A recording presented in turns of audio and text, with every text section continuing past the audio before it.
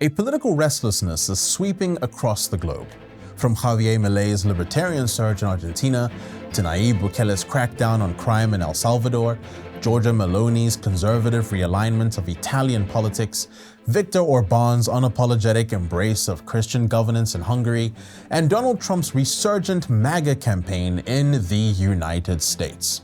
These movements, while distinct in form, share a common thread: a revolt against chaos and a hunger for order.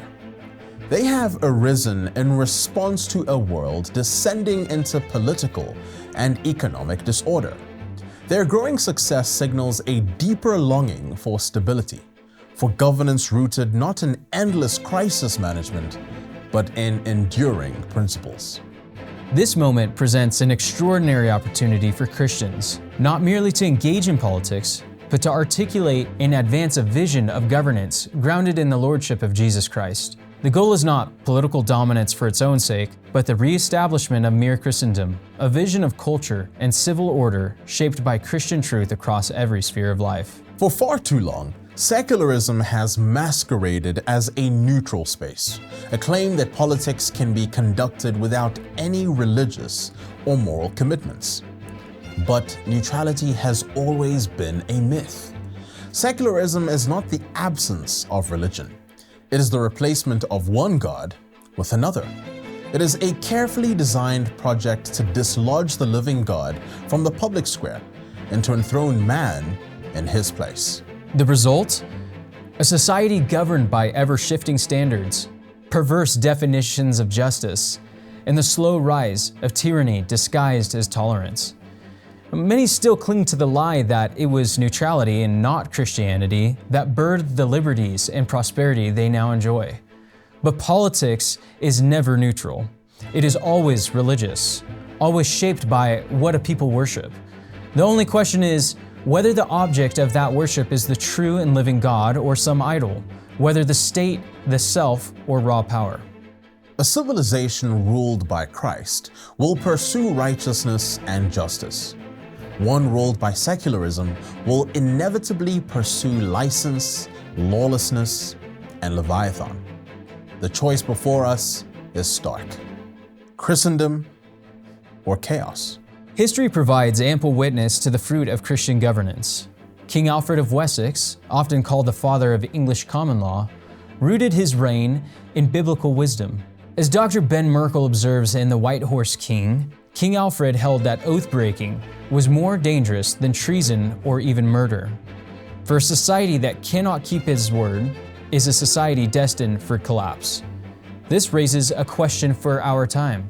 Can a people who treat marriage vows, political promises, and legal contracts as trivial things ever build a lasting civilization? Political authority often tempts men to seek divine reverence. Even today, titles like His Excellency or His Majesty reflect an age-old temptation to deify rulers. Mere Christendom must resist every attempt to make the state a deity. The civil magistrate is a servant, not a savior. Thus, we stand at a civilizational crossroads. Secularism has failed. It has left a void, and that void will be filled. The question is, by what? Mere Christendom offers not merely an alternative, but the only coherent and enduring vision of a just and flourishing order. But such an order will not arise by accident. It must be preached, practiced, protected, and passed down by those who understand the weight of this hour. Today, we're joined by two such men. Dr. Ben Merkel is the president of New St. Andrew's College, where he has labored to revive classical Christian education and recover the cultural legacy of Christendom.